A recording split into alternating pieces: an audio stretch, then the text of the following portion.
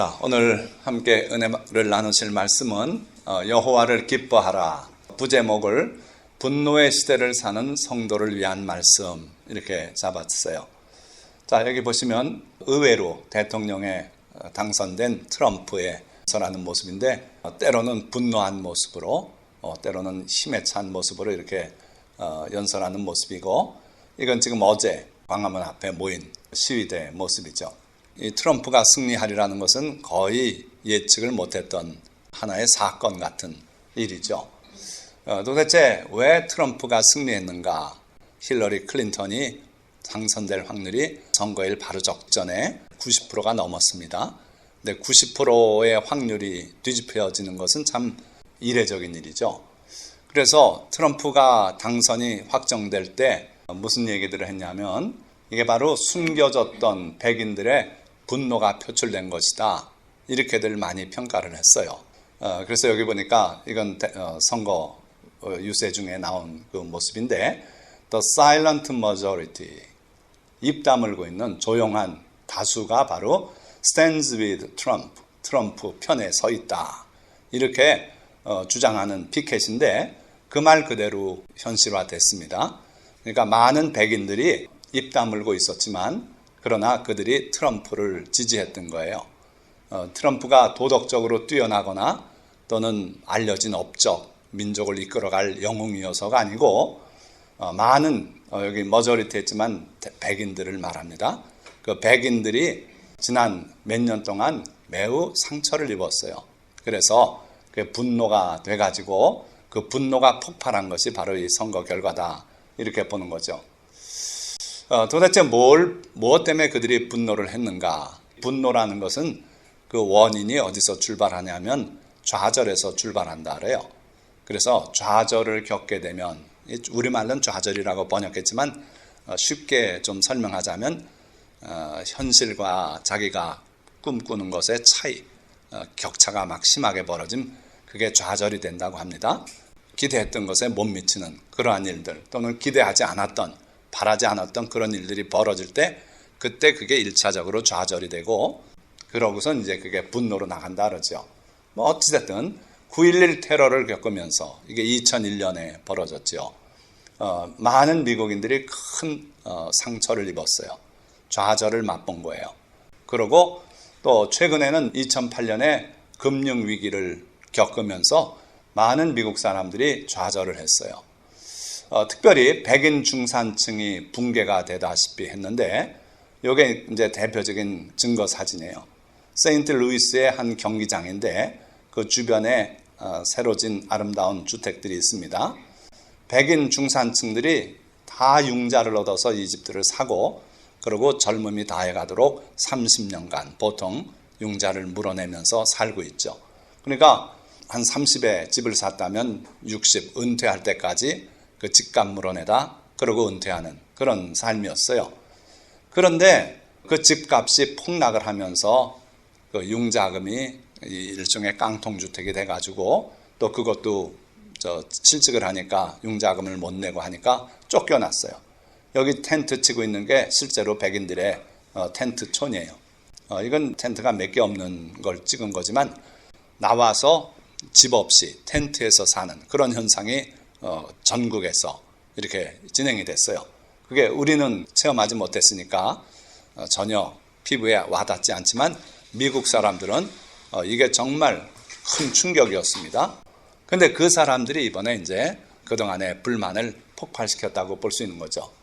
게다가 또 우습게 알았던 북한이 핵 개발을 하는 게 가속도가 붙어가지고 이제 와싱턴까지 그들의 핵폭탄을 날릴 수 있는 그런 상태로 거의 다가왔어요. 그러니까 이제서 비로소 미국 사람들이 이걸 현실적인 위협으로 느끼면서, 그것 때문에 또 좌절을 맛보면서 분노가 쌓였다고 보는 겁니다. 뿐만 아니겠습니까? 중국이 갑자기 대국으로 커가면서 이제 미국에게 도전을 해요. 그래서 남중국 그쪽에서 마찰을 일으키고, 또 필리핀은 또 미국을 우습게 알고 발로 걷어차고, 이런 가운데 그들은 좌절을 맛봤고, 그것이 이제 분노로 폭발하게 됐다 하는 거죠. 자, 아까 말씀드린 것처럼 우리가 분노, 잘 보이는 건 분노인데 실제로 그 분노를 형성시키는 것은 좌절이다 이렇게 보는 거예요. 영어로 frustration인데 불만 그런 뜻도 가지고 있어요. 우리가 기대하는 것과 우리가 체험하는 것의 차이가 바로 frustration이다. 국민소득이 4만 불이 되길 바라고 있는데 안 올라가고 오히려 퇴보해서 2만 8천 불이 됐다. 그럼 우리의 기대는 4만이고 2만 8천은 현실, 우리의 체험이에요. 그럼 그 차이가 커지면 그게 이제 프러스트레이션이 돼서 우리는 좌절하고 불만족하고 속상해하고 그런다는 거죠. 맞는 말 같아요. 그러나 기대와 체험이 차이가 난다고 해서 다 좌절이 되는 건 아니다 그래요. 왜 그러냐면 justification, 정당화가 되면은 그게 받아들여지고 좌절이 아니고 그냥 우리가 용인할 수 있게 이렇게 된답니다. 예를 들어서 내 발등을 누가 뒤꿈치로 밟았어요. 아주 소리가 비명이 나오죠.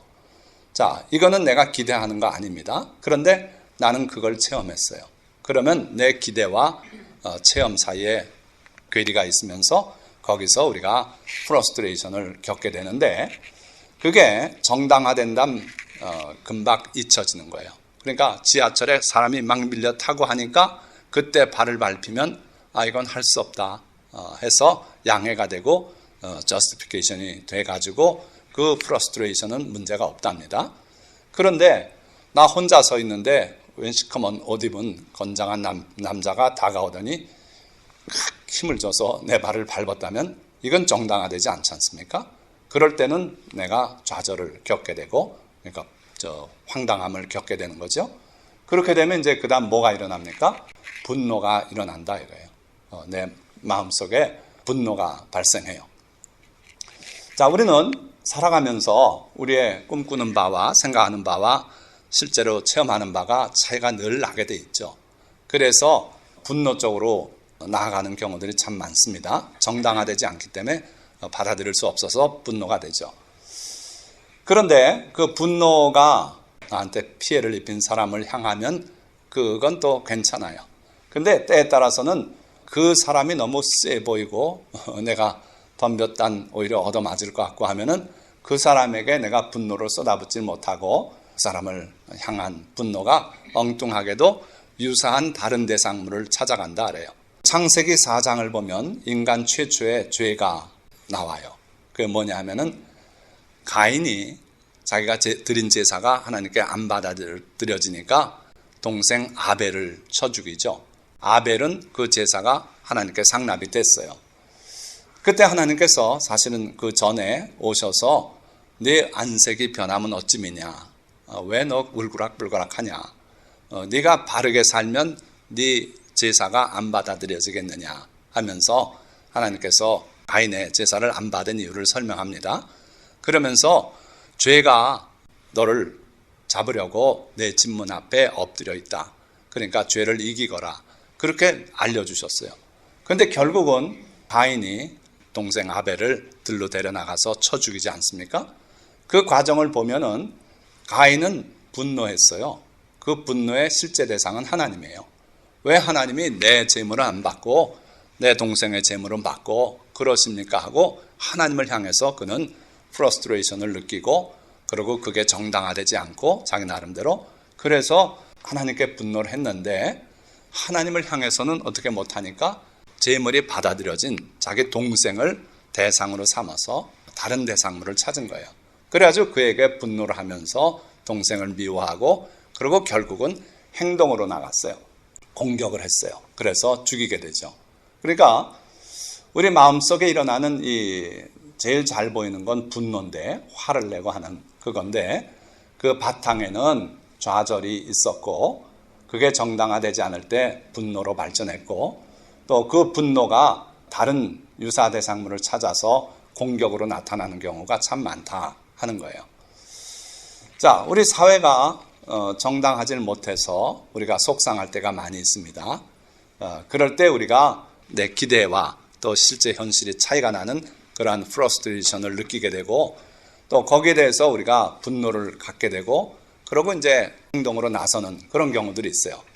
자, 그런데 문제는 그 공격을 어디다 퍼붓느냐, 또 공격은 과연 어떤 의미가 있느냐 하는 건데, 결국 우리에게 피해를 입힌 그걸 향해서 바르게 상대를 찾아서 행동을 하게 되면 그건 우리 자신을 보호하는 보호 본능 메커니즘이 작동한다는 거죠.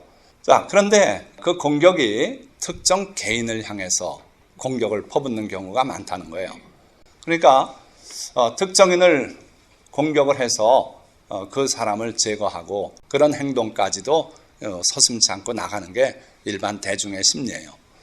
자, 그러나 지혜롭게 생각한다면 이러한 일이 한 사람을 제거함으로써 우리 사회에서 없어질 것이냐, 그렇지 않고 많은 경우에 시스템을 고치는 게 더 효과적이다 하는 거예요. 그래서 그런 일이 벌어지지 않도록 우리가 제도화를 잘 해서 다시는 그런 일이 없도록 해놓지 않으면 그 일이 없어지는 건 아니다 하는 거죠. 자, 조금 긴 말씀을 드렸는데 어쨌든 그 트럼프 지지자들은 숨어 있었던 백인들이었다고 이렇게 보고 그런 인물을 표를 줘서 대통령이 되게 한 것은 딴 게 아니다 이거예요. 분노라 이거예요. 반면에 그 트럼프가 또 당선되니까 트럼프를 싫어하는 사람들이 들고 일어났어요. 그래서 각기 곳곳에서 데모를 하는데 Not my president. 내 대통령은 아니다. 나는 이런 사람을 대통령으로 인정할 수 없다고 아주 분노에 차서 치를 떨고 있는 사람들의 모습들이에요. 곳곳에서 일어났어요. 게다가 그 분노의 공격의 대상을 자기 국기에다 두어가지고 성조기를 찢고 뭐 이런 짓까지 하고 있어요. 자, 그건 이제 남의 나라 얘기고 우리나라가 바로 어제 100만 명이 모였다고 주최 측은 이야기하고 또 경찰 측은 28만 명, 5만 명 이렇게 얘기하는 대집회가 서울서 열렸죠. 자, 이게 바로 대한민국의 분노를 보여주고 있는 겁니다. 미국에서의 분노, 또 대한민국에서의 분노, 원인이 다르지만 다 분노하는 세상이에요. 이 시대가 지금 그래요. 자, 그럼 도대체 우리 대한민국은 무엇 때문에 분노하는가? 자, 우리가 겪은 좌절이 무엇인가? 자, 보니까 뭐니 해도 요 최근에 최순실의 국정농단 사건이 바로 우리를 좌절을 겪게 했어요. 자, 좌절의 개념은 아까 말씀드렸지만 다시 한번 설명드리면 우리가 기대하는 것과 실제 경험하는 것이 차이가 있을 때 그게 좌절로 다가온다 그랬습니다. 우리는 적어도 대통령을 뽑아놨으니까 그가 청와대 안에서 많은 참모진들과 그 체계화된 국가의 그 모든 시스템이 잘 가동돼 가지고 일이 돌아갈 줄 알았어요. 그게 우리의 기대였죠. 그런데 현실로 벌어진 사건을 보니까 그 시스템은 다 어디로 가고 특정 개인하고 일이 돼버리고 그래서 그 괴리가 커서 그게 우리에게 큰 좌절로 다가왔고 그것 때문에 우리는 분노하게 됐다 이거예요. 자, 뿐만 아니라 전 국민이 겪었던 큰 좌절이 있어요. 이게 무슨 좌절이냐? 사건이지. 좌절입니다. 우리가 기대하는 것과 실제로 일어난 우리가 겪은 일이 너무나 큰 차이가 있어요.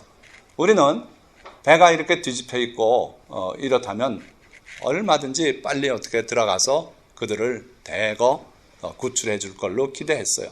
TV가 중계되지 않았습니까? 그래서 저도 보면서 빨리 구해야겠다. 이제 그러고 많은 생명을 기적적으로 건져내고 하는 거 그걸 기대하고 봤어요. 결과는 어떻습니까? 한 명도 못 살아나왔어요. 그러니까 정말 우리의 기대와 현실은 우리가 체험한 바는 너무 큰 차이가 났어요. 그 안에 에어파켓이 있어서 걱정할 거 없다. 글로 이렇게 모여 있으면 얼마든지 구조한다고. 저 배 끝이 결국은 가라앉아서 안 보일 때까지도 우린 그 기대를 했어요. 그러고 두들기고 그 안에서 응답이 오길 기대하고 그 기대가 여지없이 무너지고 우리가 체험한 바는 너무나 참혹한 것이었어요. 그래서 이 세월호 사건은 정말 우리 대한민국의 모두에게 큰 좌절을 안겨줬고 그게 국민 속에 알 수 없는 분노를 갖다 심어줬다 이거예요.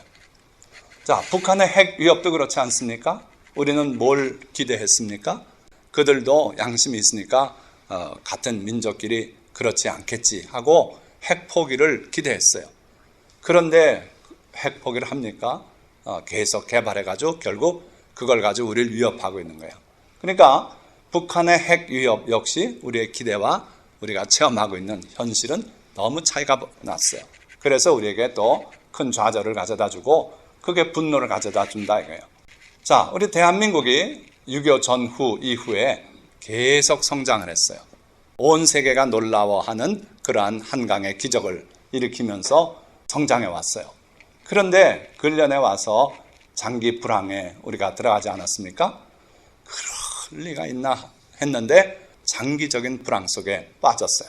그러다 보니까 청년 실업이 너무나 극심해졌어요. 그래서 몇 년 전엔 50만 시대라고 플랜카드를 놓고 막 시위하는 그림이 있는데 작년에는 100만 시대를 돌파했어요.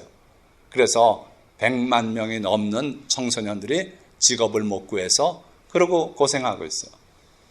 자, 이것도 우리가 기대했던 것과는 다르죠. 잠시 불황이 있으면 몇 년 지나면 그 다음엔 또 호황이 온다. 다 그렇게 우린 기대했어요.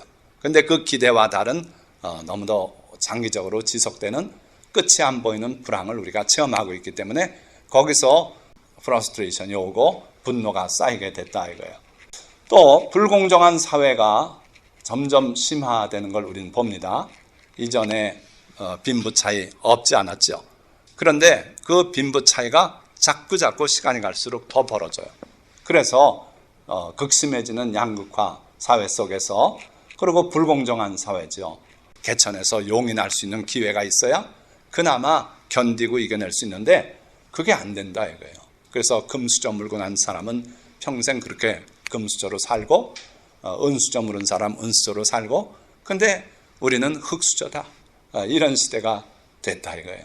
그래서 그 기대했던 것과 다른 좀 더 나아지기를 기대했는데 나아지지 않으니까 거기서 또 좌절을 맛보고 분노가 쌓이더라 이거예요.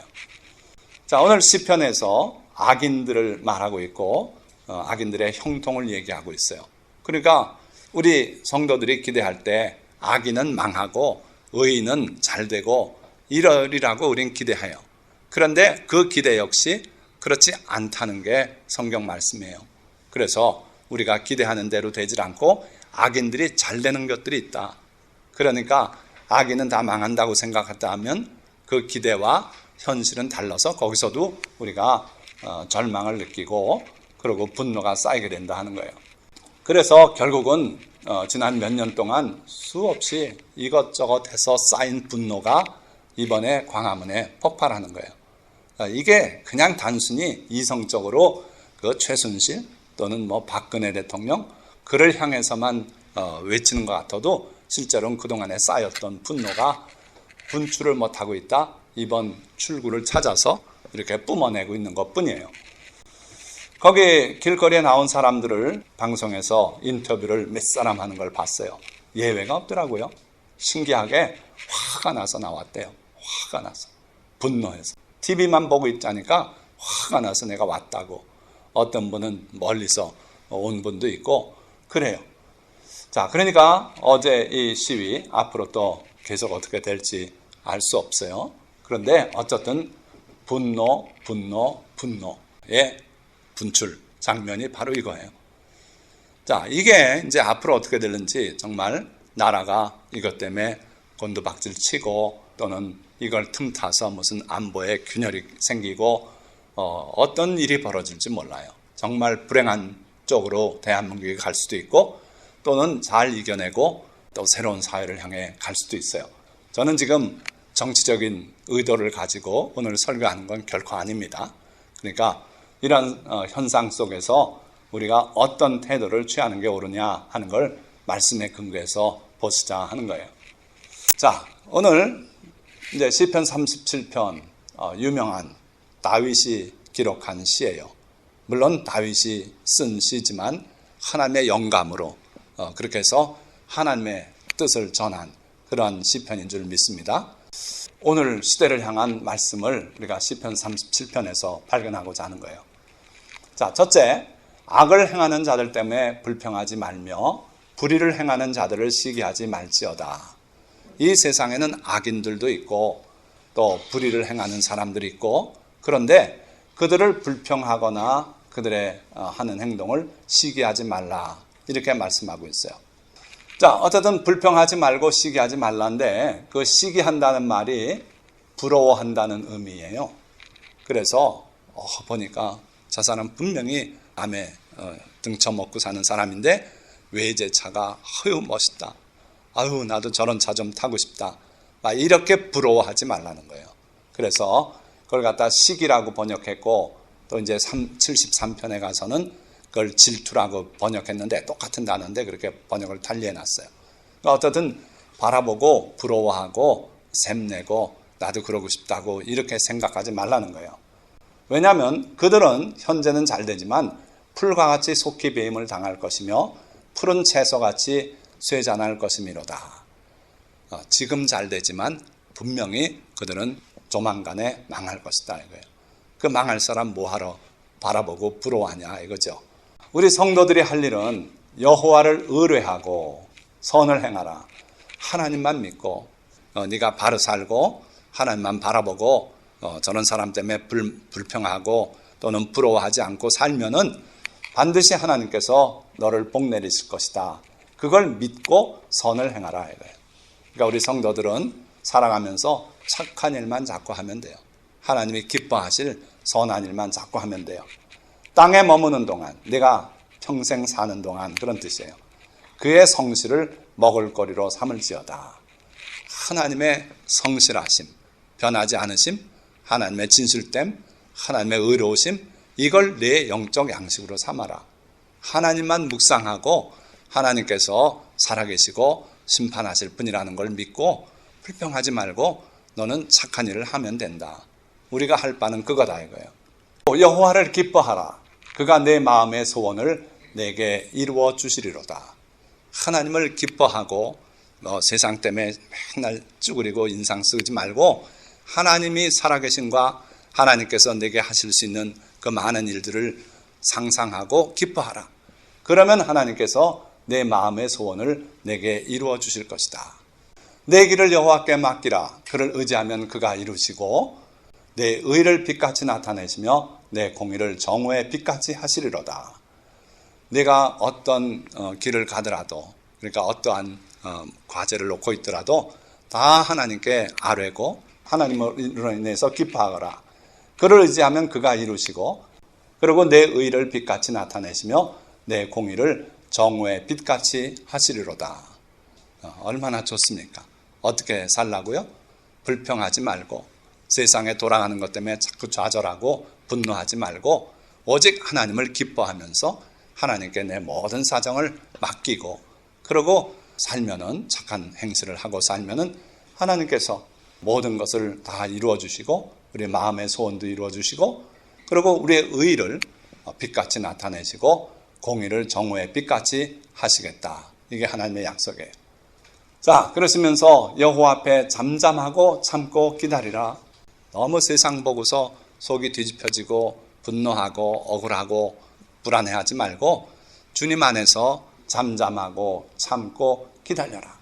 그리고 주님과 함께 멍에를 같이 하고 그리고 주님과 동행하면은 우리에게 모든 것들이 다 이루어질 날이 있다 이거예요. 자기 길이 형통하며 악한 꾀를 이루는 자 때문에 불평하지 말지어다. 이 세상에는 자기 길이 형통한 악한 자들도 많다. 보면은 아주 고약한 사람인데도 아주 잘 돼요. 그래서 정말 왜 저런가? 하나님이 계시면 왜 저런 사람 심판하지 않으시는가? 왜 귀신은 뭐 하고 있나? 저런 놈 잡아가지. 막 우리말로, 옛날 말로 그렇죠. 그런 일들이 있다는 거예요. 그러나 그들 때문에 불평하지 말고 부러워하지 말라. 분을 그치고 너를 버리며 불평하지 말라. 오히려 악을 만들 뿐이라. 오늘 이 말씀을 소중히 여기지 않고 그냥 나가서 분노하고 악의 불평 늘어놓고 그걸 견디지 못해서 잘못된 방향으로 분노를 분출하고 하면 결국 어떻게 됩니까? 악을 만들 뿐이다 그랬어요. 내 분노가 그걸 폭발해서 누군가를 공격할 때 그게 결과적으로 악이 돼요. 마귀가 우리를 도구로 사용할 수 있다 이거예요. 그러니까 히틀러가 어떻게 했습니까? 자기가 어릴 때 자기 어머니가 유태인하고 바람 피우는 걸 그는 알았어요. 자기 아버지 몰래 유태인하고 자기 어머니가 간통하고 하는 걸 어려서 봤기 때문에 이 히틀러 마음속에는 유태인에 대한 증오가 싹 텄어요. 분노가 싹 텄어요. 그게 결국 나이가 들어가지고 사탄이 그에게 권세를 주니까 유태인을 멸절시키는 그런 일로 나갔어요. 그러니까 분을 버리라 그랬는데 또 이게 다 같은 얘기예요. 노를 버리고 분을 버리고 불평하지 말라. 만약에 버리지 않고 우리가 마음속에 차곡차곡 간직하고 있으면요, 언젠가 폭발한다. 그래서 수백만 유태인을 학살하기도 하고, 이건 또 캄보디아의 킬링필드에서 수많은 사람들을 학살하는 그런 일이 벌어졌어요. 왜요? 출발이 뭐였다 그랬습니까? 현실과 자기들의 기대가 차이가 나니까. 그것 때문에 좌절을 느끼고, 왜 이렇게 우린 가난하게 살아야 되나? 좀 더 나은 사회가 우리가 바라는 바인데, 그러니까 거기서 좌절을 느끼면서 그게 정당화되지 않으니까 분노로 나가고, 그 분노를 버리라 그랬는데 자꾸 쌓여두니까 기회가 왔을 때 폭발시켜서 결국 악을 저지르고 말아요. 자, 이게 또 다른 의미로도 해석되는데 오히려 내게 해가 될 뿐이다. 그런 해석이 또 가능해요. 그래서 우리가 분을 버리지 않고 우리 마음속에 자꾸 쌓아두고 있으면 결국 우리한테 해가 될 뿐이에요. 그건 의학적으로도 증명이 됩니다. 그 분노가 뭐가 됩니까? 분노나 앵자이어티, 근심, 걱정하는 것들이 다 스트레스가 돼가지고 우리한테 고혈압을 일으키고 암도 일으키고 면역이 다운이 되고, 이게 입증이 돼 있어요. 그러니까 하나님의 말씀은 진리예요. 분을 그쳐야 되고 노를 버려야 되고 불평하지 말아야 돼요. 그쪽에 치우치면 우리에게 해가 될 뿐이라 이거예요. 진실로 악을 행하는 자들은 끊어질 것이나 여호와를 소망하는 자들은 땅을 차지하리로다. 예수님께서도 늘 말씀했어요. 온유한 자는 땅을 기업으로 차지할 것이다. 8가지 복 중에 하나 아닙니까? 그러니까 악을 행하는 자들은 다 끊어질 것이다. 지금은 펄은 채소처럼 있지만 채소는 설이 한번 내리면 싹 다 쭈그러집니다. 그러나 그 소나무는 겨우 내내 푸르게 있지 않습니까? 그것처럼 악을 행하는 자들은 지금은 잘 되는 것 같지만 푸른 풀처럼 또는 채소처럼 그렇게 쇠해버릴 것이다. 반면에 여호와를 소망하는 자들은 땅을 차지하리로다. 끝까지 남아서 새 세계, 새 하늘과 새 땅이 임할 때 거기서 주인 노릇하게 된다 이거예요. 잠시 후에는 악인이 없어지리니 내가 그것을 자세히 살필지라도 없으리로다. 왜 이 사람들이 이렇게 잘 됩니까? 고민하지 마라. 조금 있으면 결국 하나님께서 악인을 다 제하시고 하나님을 사랑하고 소망하는 자들로 이 땅을 차지하게 할 것이다. 그러나 온유한 자들은 땅을 차지하며 풍성한 화평으로 즐거워하리로다. 자, 시편 37편은 40절까지 나가요. 지금 이 내용이 반복이 되고 있어요. 조금씩 달리 설명을 하고 있습니다. 그러니까 여러분들이 시간 나실 때 37편 전체를 잘 묵상하시면서 읽으시고, 그리고 그 말씀 가운데 담긴 진리를 잘 캐내서 여러분들의 삶에 적용하시기를 부탁드립니다. 자, 신기하게도 37편에 이걸 뒤집어 싹 놓으면 73편 되지 않아요? 73편은 아굴, 그분이 또 성령의 감동을 입어서 쓴 말씀인데 내용이 비슷해요. 그런데 이분은 잘못 나갔어요, 처음에. 그러다가 뒤늦게 깨달음을 얻고 이 시편을 썼어요. 자, 어떻게 잘못 나갔나 보세요. 하나님이 참으로 이스라엘 중 마음이 정결한 자에게 선을 행하시나. 자, 하나님은 이렇게 마음이 정결한 자에게 은혜를 베풀고 선을 베푸신다 이거예요. 그런데 나는 잘못 나갔다. 나는 거의 넘어질 뻔하였고 나의 걸음이 미끄러질 뻔하였으니 고백합니다. 제가 생각을 잘못한 적이 있습니다. 그런 얘기. 어떻게 잘못 생각했습니까? 이는 내가 악인의 형통함을 보고 오만한 자를 질투하였음이로다. 이게 아까 말하는 시기 또는 부러워한다. 그런 카나라고 하는 히브리 말이에요.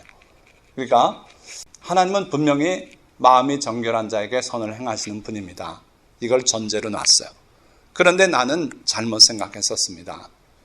나는 악인의 형통함을 보고 오만한 자를 잠시 부러워했었습니다 하고 고백하는 거예요. 자, 그러면서 그들은 왜 그렇게 부러워했고 또 그것 때문에 속상하고 했었냐면 이런 현상 때문에 그랬다는 거예요. 그들은 죽을 때에도 고통이 없고 그 힘이 강건하며 사람들이 당하는 고난이 그들에게는 없고 사람들이 당하는 재앙도 그들에게는 없나니. 자, 일반적인 사람들은 여러 가지 살면서 어려움을 겪고 사는데 저 부자 저 사람들 보니까 그렇지 않은 것 같다 이거예요. 남들은 돈이 없어서 병원에 못 가고 그 병으로 죽기도 하고 하는데 저 사람들은 미국도 가서 암 수술하고 오고 뭐 이러면서 잘 살더라 이거예요. 남들이 겪는 재앙도 안 겪고 그러더라는 거예요. 심지어 죽을 때도 고통 없이 죽고 건강한 상태로 죽고 막 이런 모습 봤다 이거예요. 그러므로 교만이 그들의 목걸이요 강포가 그들의 옷이며. 자, 그 사람들이 그렇게 사니까 마음이 겸손해질 수가 없어요.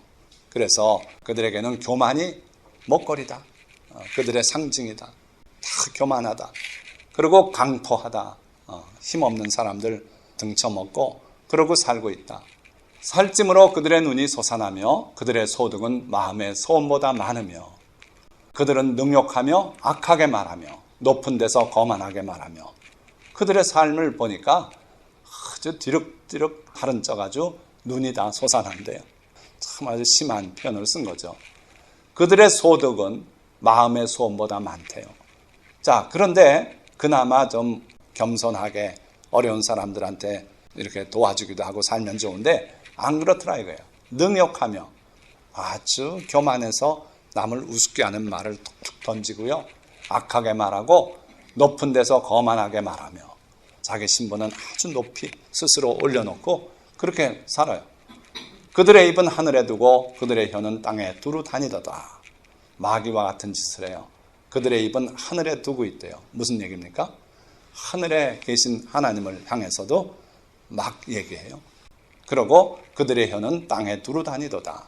온 세계 일을 다 자기가 아는 양 떠들고 떠벌리고 그러고 저주하고 욕하고 이러면서 살고 있어요. 그러니 부자는 천국에 들어가기가 심히 어렵다고 주님 말씀한 거 아닙니까? 자, 그런 상황 속에서 힘없는 백성들은 이래요. 그러므로 그의 백성이 이리로 돌아와서 잔에 가득한 물을 다 마시며 노동하고 땀 뻘뻘 흘렸으니까 돌아와서 이 막내를 하는 사람들 하는 일이 뭡니까? 물 찾는 거예요. 물을 벌컥벌컥 잔에 가득한 물을 다 마시며 그러고 하는 말이 이거예요. 말하기를 하나님이 어찌알랴 지존자에게 지식이 있으랴 하는도다. 하나님도 무심하시지 어떻게 저런 사람을 내버려 두시는가 하면서 하늘을 향해 원망할 수밖에 없다는 거죠. 볼지어다 이들은 악인들이라도 항상 평안하고 재물은 더욱 불어나는도다. 악인인데도 평안하대요. 악인에게는 평안이 없다고 하나님 분이 말씀했는데 이 사람이 볼 때는 악인이 평안하더라. 잘 나가더라. 재물은 더욱 불어나더라. 이래서 너무나 속상했던 거예요.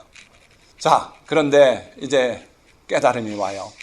내가 어쩌면 이를 알까 하여 생각한즉 그것이 내게 심한 고통이 되었더니. 이런 자세가 있어야 돼요. 정말 우리 생각과 현실이 다르고 하나님의 말씀이 다 의미가 없는 것처럼 느껴질 때 이분은 뭘 했냐면 그걸 어떻게 하면 내가 깨달을까? 왜 세상이 도대체 이런가? 그래서 깊이 생각했어. 그랬는데 묵상하면 할수록 그게 내게 심한 고통이 되었다. 전혀 위로가 되지 않고 생각할수록 더 극심한 예들이 떠오르고 하면서 하나님이 관여하시면 왜 이런 일이 있을까 하고 자꾸 의문만 생기고 괴로웠다 이거예요. 우리에게도 이러한 고민이 있어야 돼요. 그러니까 정말 왜 세상이 이렇습니까? 왜 지금 우리 한국이 이렇게 나갑니까? 뭐 여러 가지 자꾸 생각하고 고민하고 그리고 또 하나님께 여쭙고 하는 일이 필요해요. 하나님의 성소에 들어갈 때야 그들의 종말을 내가 깨달았나이다. 여기 하나님의 성소라고 표현해서 마치 예배당에 들어갈 때 또는 옛날 성전에 올라갈 때 이렇게 생각하기 쉬운데 깊은 의미로 본다면 하나님의 마음속까지 들어갔어요. 기도하고 하나님께 여쭙고 고민하고 고민한 끝에 하나님의 마음을 이제 깨달았어요. 깨닫고 보니까 그들의 종말이 어떠하다는 것을 이제 알게 됐어요. 뭡니까? 주께서 참으로 그들을 미끄러운 곳에 두시며 파멸에 던지시니 그들이 어찌하여 그리 갑자기 황폐되었는가 놀랄 정도로 그들은 전멸하였나이다.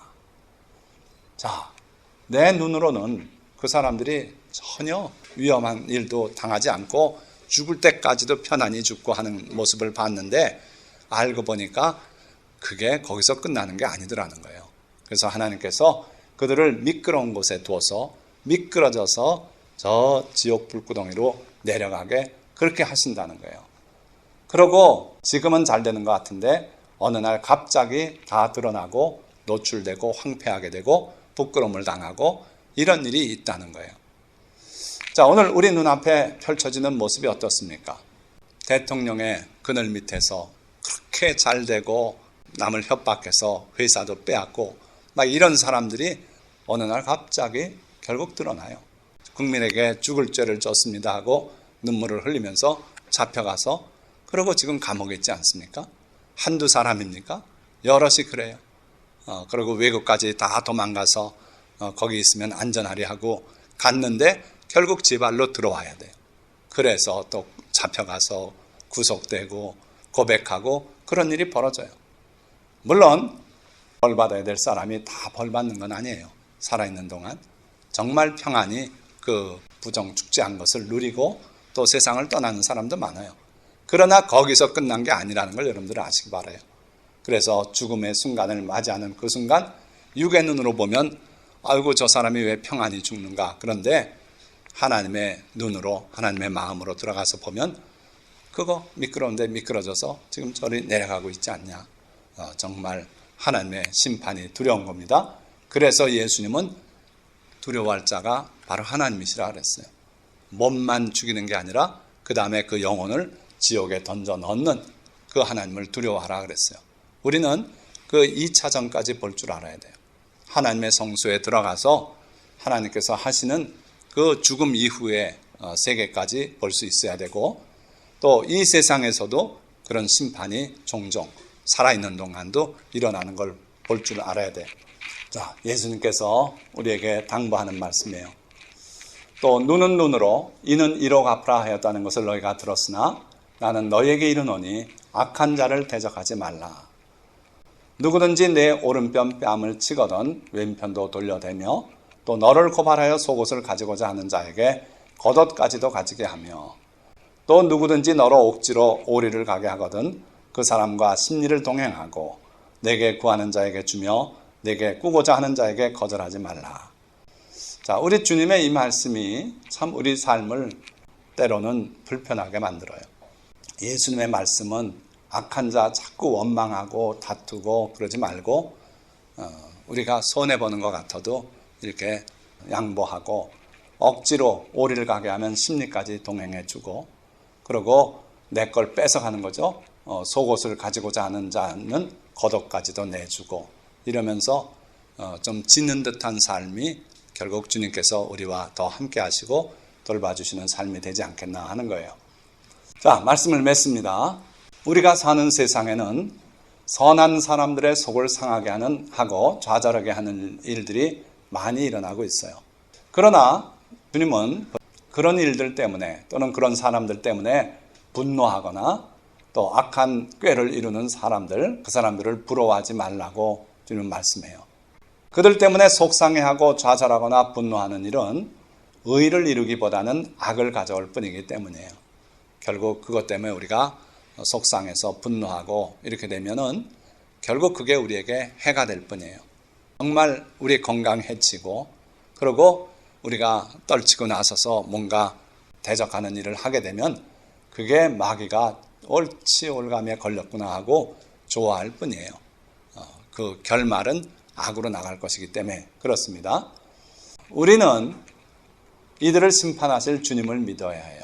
하나님께서 살아계시고 하나님께서 이런 사람들을 꼭 심판하실 것이다 하는 걸 믿고서 그리고 우리를 사랑하시고 지켜주실 것 그리고 우리의 의를 드러내시고 우리의 마음의 소원을 이루어 주실 것을 믿고 그로 인해 기뻐하며 항상 선을 행해야 해요. 우리가 행할 일은 싸우는 일이 아니에요. 우리가 할 일은 분노를 폭발하는 일이 아니에요. 우리가 할 일은 그것 때문에 불평하고 그 사람들 때문에 마음 아파하고 그거보다 자꾸 선을 행하는 것이 우리의 할 일이에요. 자꾸 괴로움을 받고 이럴 때 여러분들이 이 시편 37편을 한 번씩 또 더 보세요. 그래서 정말 좌절하지 마시고 그리고 하나님의 말씀 가운데 힘을 얻고 주님을 더 사랑하고 그리고 주님을 기뻐하면서 주님을 의뢰하고 그렇게 살아가심으로써 승리의 삶을 사시기를 주님의 이름으로 축원드립니다. 자, 기도하겠습니다.